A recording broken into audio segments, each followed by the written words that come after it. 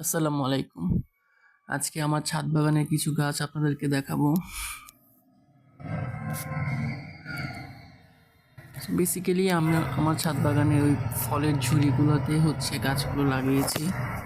আর মাটিগুলো আমি নিজের হাতে প্রস্তুত করেছি, গোবর সার, জৈব সার এসব দিয়ে, কেনা কোনো সার না, সম্পূর্ণ আমার নিজের হাতে বানানো সার দিয়ে মাটিগুলো প্রস্তুত করা। মাশাআল্লাহ, আলহামদুলিল্লাহ যে সবগুলো গাছ অনেক ভালো গ্রোথ। আর নিয়মিত গাছের যত্ন না করলে আসলে গাছ হয় না, যেটা আমি হাড়ে হাড়ে টের পাচ্ছি। মাশাআল্লাহ, ফুলকপির চারা বুনেছিলাম আর এটার ফলনও হয়ে গিয়েছে।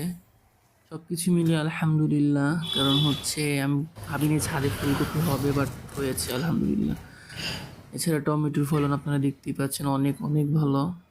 আর কাঁচামরিচ তো আছে, এছাড়া হচ্ছে করলা, দেন হচ্ছে বেগুন, মোটামুটি যা যা হয় ছাদে সব কিছু বুনেছি আর আশানুরূপ ভালো ফল পাচ্ছি।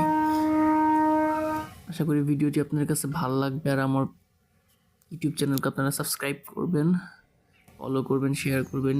ইনশাল্লাহ আমি আরও ভিডিও দেব, আপনাদের ভালোবাসায় থাকবো ইনশাল্লাহ। সবাই দোয়া করবেন। ধন্যবাদ সবাইকে।